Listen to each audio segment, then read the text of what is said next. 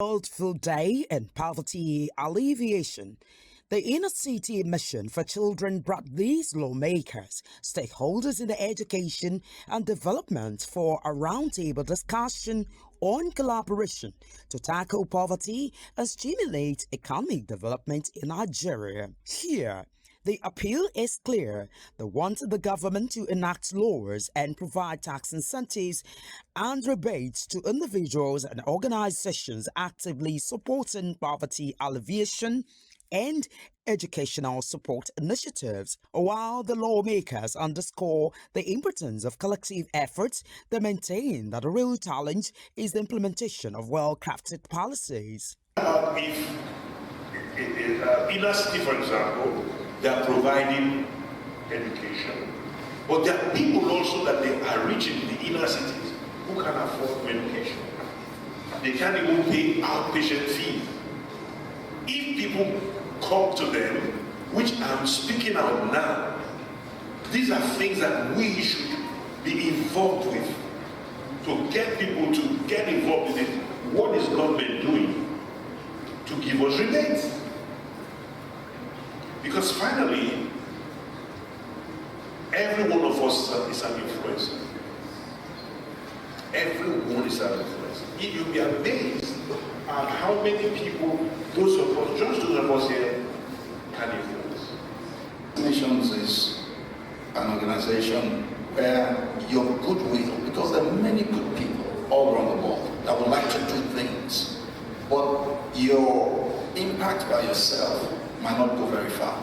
But when there's a credible organization that is built, founded on credible basis, and with the effective infrastructure to implement, you can contribute your goodwill, and together we'll do bigger things. Because when you see what some people are doing, and it is not getting down to the people, then you begin to worry. Part of the problem we have in Nigeria today, both at all levels of governance, 3 levels of governance, federal government, subnationals, and all of that. Very well thought out policies, like my dear brother said, but implementation is a problem. And I think that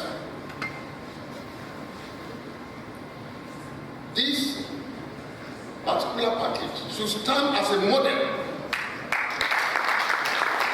I was totally blown away by what we saw today, by the facilities that they have on ground for the students, for the fact that those facilities are absolutely free, and they come with, they've got the libraries, they've got the skills acquisition centers, they've got the ICT classrooms.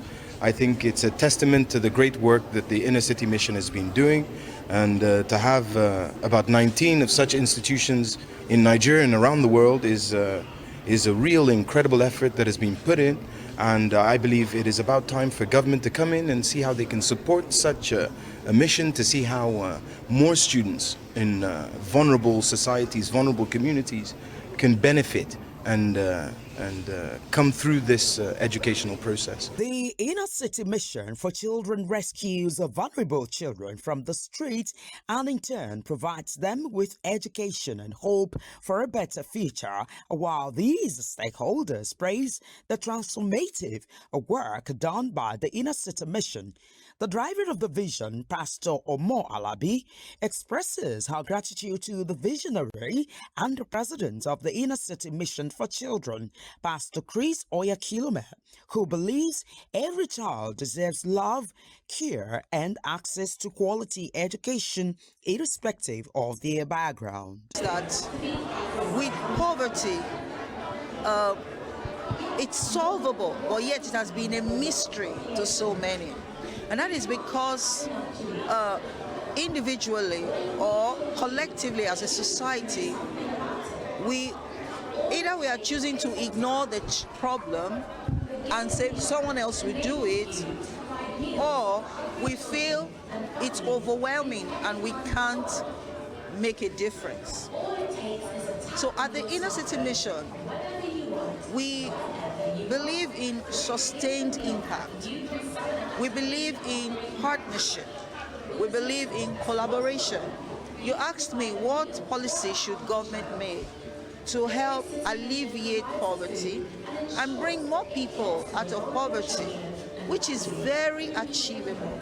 I would say create policies that encourage people to see the need, to hear the cry, and to respond.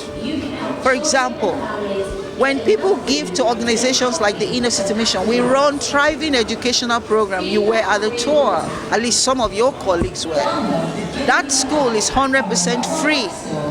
We provide qualitative education to children.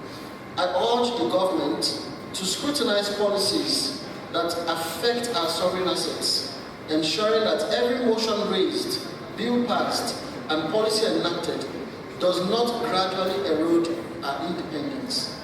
The framework of the Inner City Missions for Children's humanitarian strategy, which has replicated the 100% free school about 19 times, its women empowerment scheme, its free meals, and its kitchen, it presents to us in this country an important nexus for public-private partnership, where this framework can inform our national strategy to eradicate poverty and hunger through successfully homegrown in global institutions like this. We owe the country where we do our businesses.